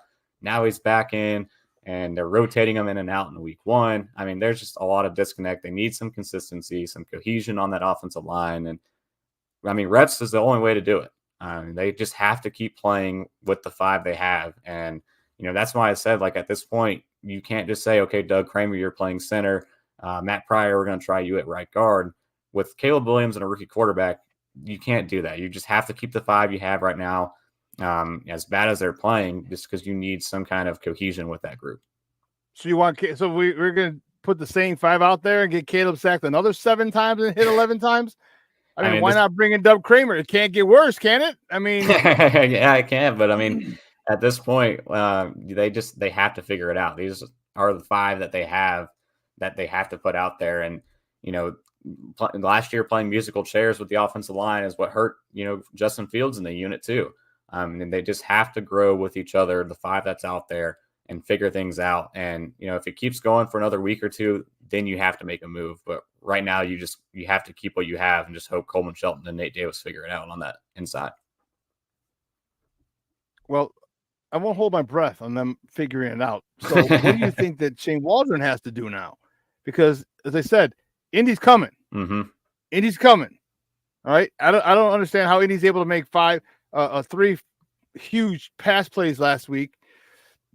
Against the Texans, and we can't get anything more than 10, 15 yards. But I digress. What does Shane Waldron do now? Because if you're going to keep these 5, what does he have to do to get the ball out to help from Caleb from getting assaulted again? I mean, I would say get the ball out of his hands, but I mean, they're trying. I mean, every pass he's throwing is short passes. I mean, maybe, you have, some plays designed with DeAndre Swift. I mean, they tried to do that screen pass last night. It looked like it was there and ended up going incomplete. Maybe, something like that, where you get some of these guys out in space to help block and get some plays going downfield. But I mean, it's tough going right now. It's definitely tough sledding until you can get something figured out. With this unit, I mean, the shots have to be there. You have to be an attacking offense. I mean, with the weapons you have, the quarterback you have, and, the way he can do it, you have to attack down the field, get these big bodies, the tight ends, hopefully Keenan Allen back next week, attack the middle of the field against this Colts defense. Well, I don't know, because I don't know if that's going to work, because this is frustrating. And again, I'm not a Chicken Little kind of guy. The sky's not falling. It was one game, and I think but the thing is, I look at every game, and see that Houston didn't want that game. Houston kept giving us opportunity after opportunity after opportunity to take it and run with it. Hell, the defense almost took it. Kyler Gordon, man, able to catch that pick that he took to the house. Man, we would win the game 2 weeks in a row without a. No, we would score. We did score. Well, 2 weeks in a row because of the defense, the special team. So, I don't know what the heck they're gonna do. I really don't. Because this has got to stop, and I hope Shane Waldron is able to hit DJ Moore. What do you think the reason why they didn't go to DJ? He only got hit. He only had 6 catches, I want to say, for 53 yards. Why not why not force it into him? I mean, the dude makes plays every time he gets the ball, and he's a hell of a yak guy once he does catch the ball. Yeah, I mean, that's, you look at, the stat line and you look across at the other side. I mean, Nico Collins has 10 targets, 8 receptions, 135 yards, and a touchdown. All the guys after him, match up similarly. I mean, Stephon Diggs, 37 yards. Roman Dunze had 33. Joe Mixon, 25. We had, DeAndre Carter, 32. Cole Kmet, 27. The issue is, DJ Moore, 10 for 6 for 53 yards. You need to get DJ Moore going down the field. Like I said earlier, he last year was one of the best vertical route runners in the league. And instead of, he's just running a lot of these screen passes, he's running a lot of these, drags across the field, intermediates. Get DJ Moore down the field and get him some shots his way, and good things will happen. I mean, he had that one, 50-50 ball that, just the cornerback out, back inside on DJ Moore, but those shots, just keep taking them. Eventually they're going to hit, and DJ Moore's going to make a big play with the ball down the field. Yeah, that ball was underthrown. Caleb didn't step into it. And Caleb's doing a little bit too much of putting a little too much touch on the ball. I'm not liking it. There's times where it needs to have some touch on it. There are times when it needs to be a humpback line drive. There are times when it needs to be a fastball. All right, definitely. There's different. And yesterday he threw too many balls with a lot of air underneath it, and I didn't like it. He's got to do a much better job, because that's really pissing me off. There were a couple of plays he missed too many receivers yesterday, and the thing that had coming out was his accuracy, his anticipatory throws, and this. Everyone loved to say anticipatory, and I'm like, it's, don't get me wrong, I'm still a Justin guy. I support Caleb, but I'm not seeing what everyone's talking about. Oh, this is the best prospect in ever come out of college, or some people said, whatever. I'm a little annoyed with that, dude. I'm a little annoyed, and it's frustrating to see. What does Shane Waldron have to convey to Caleb Williams after this horrible game? 2 picks, probably should have been like 4, but one was taken back for sure. What does he have to do? What does he have to tell Caleb in practice starting today when they come back for film? Yeah, I mean, at some point you can always say the team will take you so far, and these miscues, misconnections, the issues with the touch, like you're saying, from Caleb Williams, those kind of things, he needs to iron out on his own. And Shane Waldron needs to talk with him about some of these things and say, hey, how can we turn these incompletions into completions? How do we get the ball into the hands of our playmakers and get some of these plays cooking down the field and get this offense moving in the right direction? But I think Caleb has a good head on him. I think he understands, what he needs to do going forward. Anytime you listen to the press conference, he knows like it's on him. He needs to be better. He needs to be better and do things better. It's just executing. He needs to go out there and prove it and execute it. And I think that's just going to be the message this week before they go out and play the Colts this coming weekend. Well, I hope so. I hope they get this thing turned around. I think is a great chance for them to get turned around. They should be 2-0. They had every opportunity to do that. Houston gave them every chance to do that and come out with a dub, and they didn't. So I got to go back to the drawing board, and I hope they're able to go down to Indy, because Richardson's another dangerous dual threat quarterback. Although he's not as, he's going through his issues and his struggles as well. I hope we get some pressure on him and force him to make a couple bad decisions. So we'll see how it plays out. Cole, great stuff, buddy. I appreciate it. Do me a favor, though, before you go, let everybody know where they can find you and your work online. All right, yeah. I'm on Twitter at A_Slaw. I know you're asking about it. It's, a joke with the name, Cole Slaw. It's the kind of thing I've been running with since, playing football in high school. So yeah, find me on Twitter, A to Z Slaw, and then A to Z Sports, all the Chicago news in the Chicago section. So I appreciate the time, Shawn. Coleslaw. I get it. Nah, I get it. I see. Brilliant. Hey, great stuff, dude. We'll have you back on it soon. All right. I appreciate the time. Thank you. Have a good one. All righty. Guys, that's Cole Noble from A to Z Sports talking Bears football with your boy.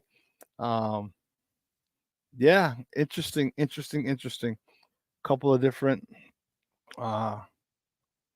takes. And you know, I'm sitting there and I'm looking, and again, I'm old school, and there's just too many different opportunities for the Bears to impose their will or set a tone.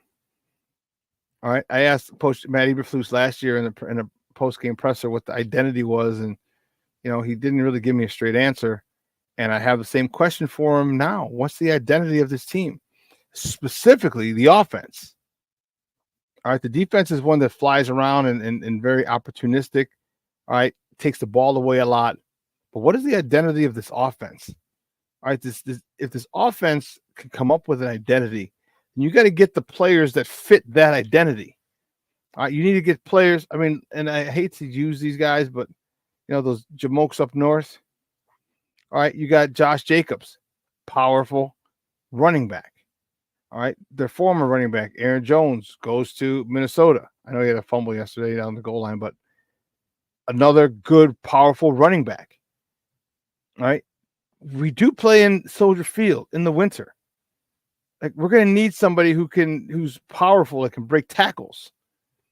You know, I'm still on board. I still co-signed the DeAndre Swift signing, but man, let Khalil Herbert or Roshan Johnson play. We need a different pace, a different style of running back. And why they're not being used more, I don't know. And that's bothersome. That is bothersome. You know, this play calling is an issue. And it's offensive line. So what can we expect now? Do you not want to put Kramer in like Cole said? Do you not want to put Kramer in? I mean, how much worse can it be? Justin was hit. Freudian slip. Caleb was hit 11 times, sacked 7. How much worse can it be? You know, what does Chris Morgan go into the meeting room today? What's his tone? What's his energy? What's his vibe? Does he come in and rip him a new ass? I would. Or is it just like, oh, okay, let's do better, guys. Come on, we got to do better. Or do you sit there and say, you sucked yesterday? What the hell were you doing? Why didn't you pick up this blitz? Why didn't you pick up this high school level stunt? What is the issue? Why do I have 3 guys blocking a 3-tech and the other guy spins around and runs right up the middle of the line, right in the Caleb's face? Why? Why is this why is this happening?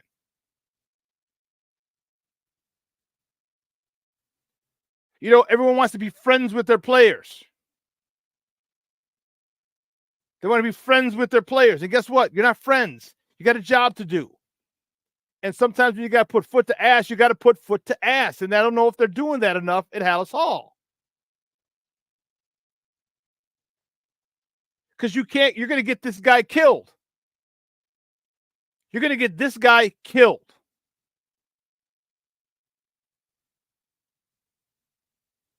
You can't stop 3 guys on a 3-tech, and the other guy just rolls, stunts around, comes right up the middle. No one has the thought process. I got 3 guys on 1. No one else is coming.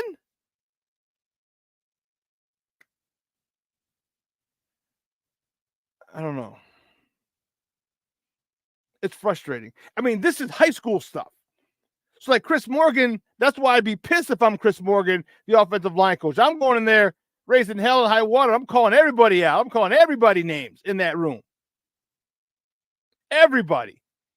You can't tell as a professional offensive lineman, you can't tell when a twist is happening. Sometimes maybe they need to have their feelings hurt. This is football. This is not tiddlywinks. This is hopscotch. This is a grown-ass man's sport. If you can't take criticism, find another sport. Pickleball's growing in popularity. Go do that. But there needs to be a level of accountability. You got to call people out. Joseph Archer, same problem Justin had, but everyone was blaming Justin. No, it had to be Justin. He held the ball too long. No, he can't read a defense. He can't do all this. Don't get me started, Joseph. Don't get me started. But now, again, we're not going after polls, and hopefully people go after polls now. This is on you. You need to draft linemen. Period. I don't worry about an edge rusher next year. Give me a God-blessed offensive lineman with your first-round pick.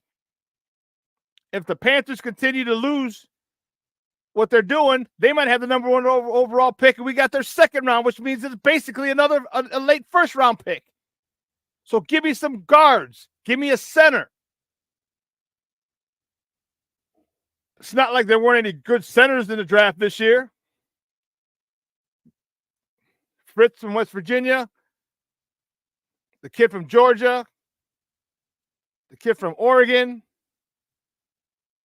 There's one more that I'm forgetting. This is on polls.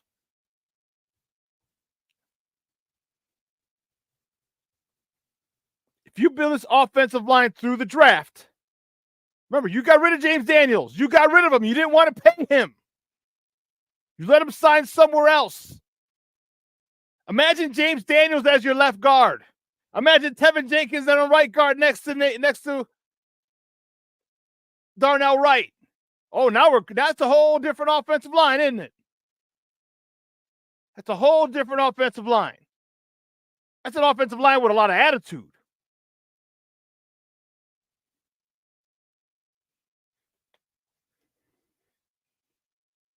So you don't sign James Daniels, you don't re-sign him. Man, that dude was a stud. He was a player.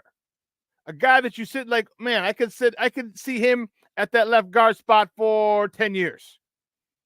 And he got paid like it too. Well, guess what? You should have paid him. Instead of giving this Jamoke Nate Davis $10 a year for 3 years.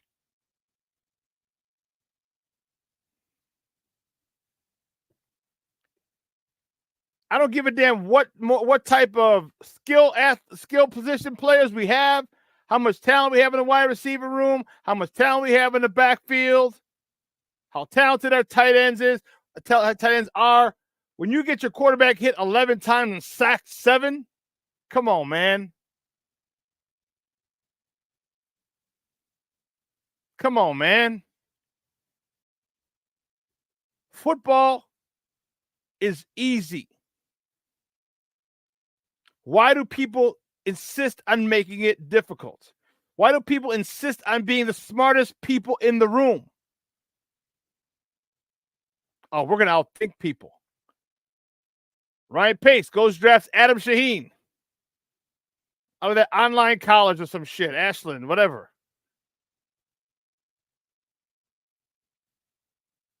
Outthinking. I got to be the smartest guy in the room. Sometimes just be a smart guy in the room, not the smartest. Do what's been tried and true. Get your offensive line. Get your defensive line. You're worried. You've been worried like hell about this other edge rusher. Worried like a son of a gun on his defensive line. You ain't worried about this offensive line? Colton Shelton sucks. He sucks. King Booker Woods, you're a fool. Adam Shaheen from DeVry. You're a damn fool.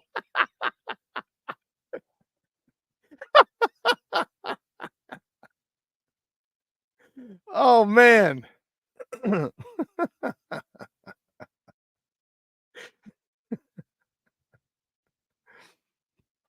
Joseph Archer. Joseph said, I said that last year when Poles didn't get Justin no type of offensive line help. I agree.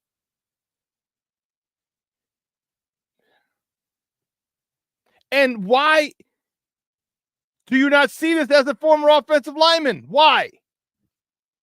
Why? See, free agency sucks. Offensive linemen, I would always say, if they're drafted and developed, because if you're that good of an offensive lineman, they don't let you go unless you're the Bears and let James Daniels go. Very rarely do top offensive linemen hit the market.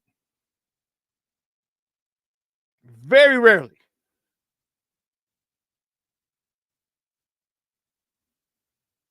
Kevin Scott says, barring injury, Nate Davis and Coleman Shelton shouldn't see another down for the Bears. You're goddamn right, Kevin. You're damn right. Because the attitude and the apathy, the lack of intensity that you play with is embarrassing. It's embarrassing to you. It's embarrassing to your family. It's embarrassing to the program you came from. It's embarrassing to the staff who paid you.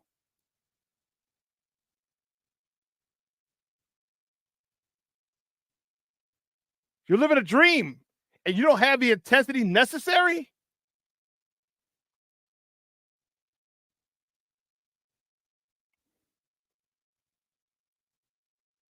You know, and everyone talked about again, I'm not saying, I don't want you to think that I think, oh my God, the Chica Little, the sky's falling. No, but I'll tell you what, I'm looking at the whole picture now. I'm looking specifically at yesterday, but I'm looking at the whole, what does yesterday signify for the rest of the year? Are they just going to all of a sudden get better? Coleman Shelton's going to get a gold jacket now after he watched film and gets a foot put in his ass? No. A season that could have been 12-2, now I have to worry. Come back next week? Okay, good. We beat the Colts? Better. But there has to be changes. There have to be changes made. And it starts up front. I'm not speaking from the mountaintop on some prolific. I'm not pontificating. Everybody knows that.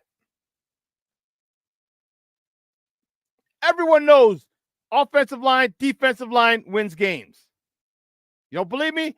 Ask Patrick Mahomes when he lost in the Super Bowl. He didn't have his 2 tackles. What did they do? They went out and got 2 great tackles. Now he's back-to-back Super Bowl champ. So why this continues to be an issue, I don't know. Shane Waldron, I need a better game plan out of you. We need a better game plan out of this guy. I don't know about you. Did you see the Pocket move yesterday at all? I didn't. And I know you have defensive ends that were studs, but here's a crazy idea. This is what I'm talking about identity. How about you run at him? Crazy idea. How about you run at him? How about you move the pocket? How about instead of an outside zone, how about you have an outside lead?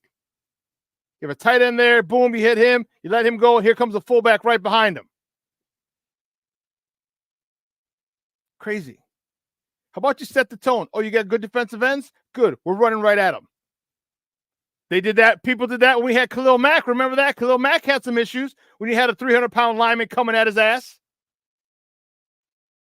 But we don't do that. Because it goes back to what I said before. What is this offense's identity? What is it?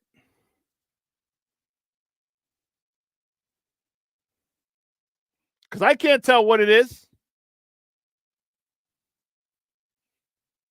I can't tell. Roberto, wait, our fullback was out yesterday. Yes. Cardi Blasingame was out yesterday with a wrist and a knee, a knee injury yesterday. He was ruled out on Friday. Armando Lara Jr. says, the other teams now know we are weak at center and guard. You're damn right. You are damn right. If you don't think the Colts are going to bust up double A-gap blitzes, put pressure up the middle, you're crazy.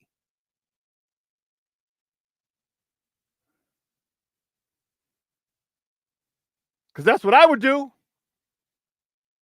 That's what I did. I remember plenty of games.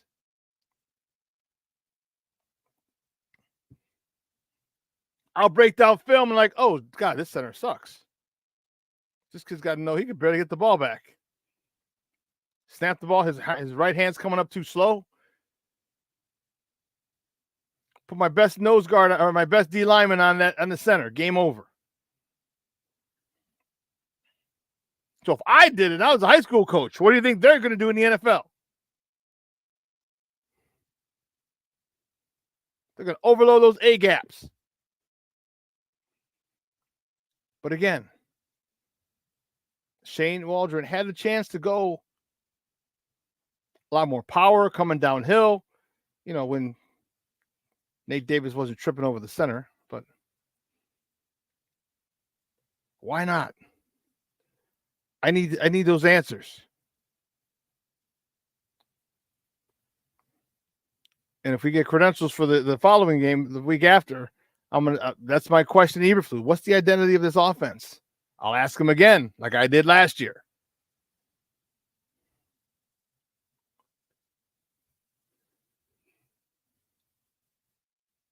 Because that seems to be the issue. Health is another one. But God bless it. Go draft some offensive linemen with high picks. Was it James Powers Johnson? JPJ? James Powers Johnson. Was that the kid from Oregon? The center, James Powers Johnson. You had Fritz from West Virginia, and I can't think of the guy from Georgia. Like, you had those guys. And let me ask you the question. Did you really need to take Torrey Taylor in the 4th round?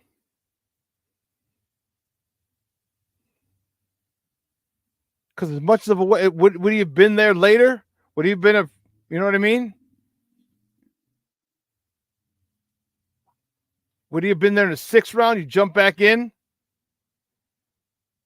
for a 6th round pick, you know what I mean? And get him with a 6th rounder?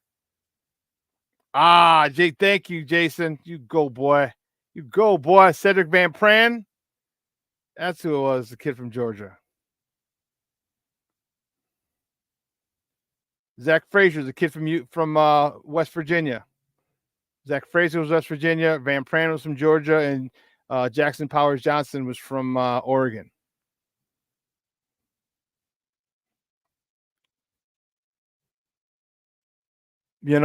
I mean, this is. So now when we all praise his draft, we're like, and I was one of them. Don't get me wrong, I was one of them. I'm not forgetting the fact that I liked the draft too, but now we can't even tell because they've been injured. All right, remember Nate Davis got injured, so that means Bates had to go to right guard and Shelton had to go to center. But Shelton sucks. Now Bates hurt, so Nate Davis is back. Nate Davis has been on iffy ground since he got here. Now he's with a poor center. And it's making Tevin look bad. It's making him look bad, and Tevin's doing a good job of making himself look bad. He's another one who got confused on a stunt. I'm like, come on. Like, how do you to me that is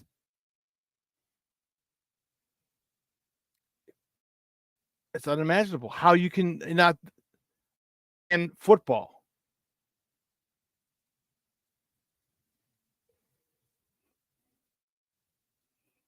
Roberto says, when is the local kid from Hinsdale going to be ready? You think he can help? He's going to be a Kieran Amagaje. Yeah, he wasn't dressed. Maybe he will. I don't know. Roberto. He might be. I mean, a smart kid. He went to Yale. So maybe he can see a stunt when it's happening.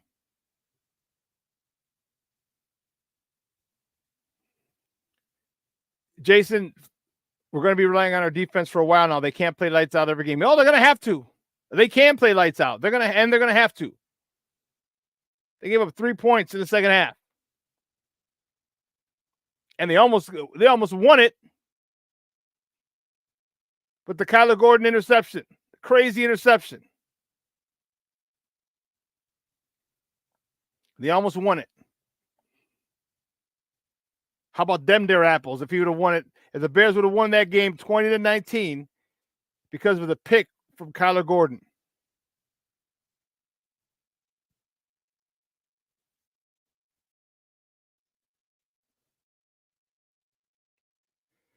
Joseph says the Bears defense can't win all the games for us. We need help on the offensive line. The defense might have to win some games. They won it last week, almost won it this week. I was asking that same question, Joseph. Joseph Archer said, "What's up with Doug Kramer? How much worse can it get? How much worse can it get?" Yeah, Jason, man, Kyler Gordon almost had that sucker. Almost had that sucker. He gets it. There was no one there. He skipped into the end zone. It would have been 6. Game over. Game, set, match. We win. We walk out of there. Like, how the hell are we 2-0?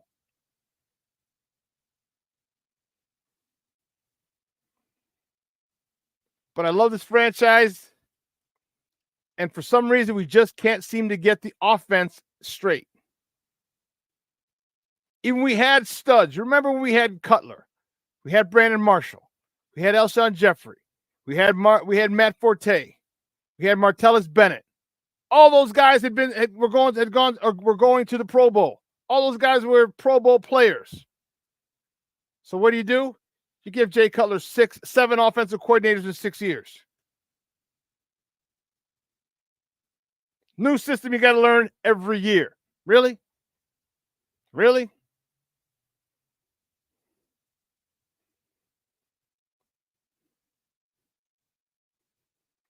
So I still stand on it, looking like a fool, but I still stand on it that Shane Waldron was the most important acquisition this offseason. He's got to make a change.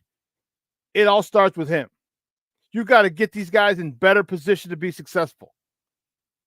Yes, I wanted the short passing game, but I didn't want this to be a Gary Croton offense. I needed more slants. Those slants to DJ Moore you saw in the highlights, that's what I want. Slant DJ Moore, swing the running back out the same side. Put pressure on that flat defender, which is the cornerback. Or if they're a man, it'll be the linebacker trying to stick with DeAndre Swift. That's what I want. Put people in a bind, Shane. Put them in a bind. Make them make a decision. Whatever they do is wrong. You too, huh? Jason said, you're not the only one, Shawn. I was crowing about what a great hire Waldron was. It was a great hire. You look at what he did with Russell Wilson, Geno Smith. I was excited. And I did, Roberto. I did say Gary Croton. Remember all it was with damn screens and the sidelines. Him and Nagy. Well, Nagy had curls. Screens and curls. King Booker World. I wasn't impressed with Houston. Yeah, I wasn't either. I wasn't impressed with Houston either. Because we had that game. So my thing with this defense, you had enough film. Why did it take you to the second half to become locked down? You had a whole year of film. Same offensive coordinator, same quarterback, most of the same receivers.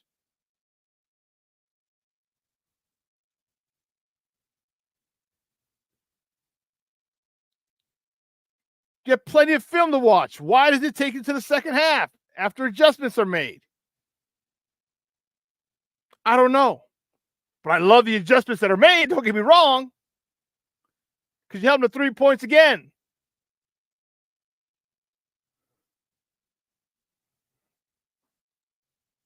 Jason said, Waldron did great with a weak O-line and Geno Smith last year. He attacked all 3 levels, uses available talent well. So frustrating. Yes, it is. And that's what we're looking here. Where's the levels? Where's the moving of the pocket? You have an athletic quarterback to get out to the edge. Again, this is the lack of identity. Joseph Archer says, why did we keep Trubisky? He had a passer rating of 95.4 with 3,200 yards, 24 touchdowns, 12 interceptions. What happened after that year? Well, he was still running the ball, and they said they want you to pass. They want you to win from the pocket. And so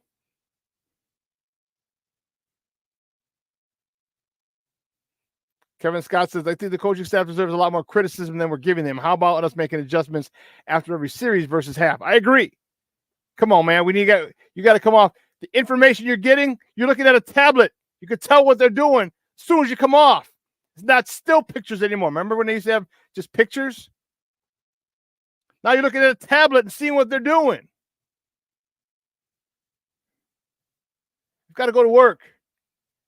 They got to go to work. It's so early in the season. This season, listen, I still think they can go 7-2 in these first 9 games before they hit the meat of the last 8 games. I think they can do it. But damn it, change has got to start yesterday. They got to have a new outlook. They need an identity. Plank, what's up, Papa? Figure out what the hell your identity is. I need some piss and vinegar out of these offensive linemen because I'm not seeing it. I'm not seeing it, and I don't like it. Man, well, listen, 2 hours is come and gone. I want to thank my guy, new to the show, very, very happy with him, Cole Noble from A to Z Sports, covers the Bears for them. I want to thank him for coming on, joining, talking Bears football with me. I want to thank you guys. Man, this chat was lit today. Lit as usual. Peace out, Grizz. Roberto says, look, we can improve with someone that's a yak on this. Oh, I agree with you. Jason, the first 9 games I said 7-2. We have a legit shot at coming out 7-2 before we face Green Bay. This was one of the teams I thought we would lose to. The Rams are another one. Indy, we can't lose to them. We come out 7-2 after those first 9 games. We are sitting pretty. Sitting pretty. Listen, for everyone here at Sports Zone Chicago, I want to thank you for tuning in. First of all, this will be replayed tonight at 6 p.m. Central Time. So make sure if you missed it, you can go back and check it out, or just go to YouTube and play it again. All right, 12:15, Lakina and Sid are going to join you for another 2 hours of sports conversation. Okay. Yes, we are so upset because they should have won.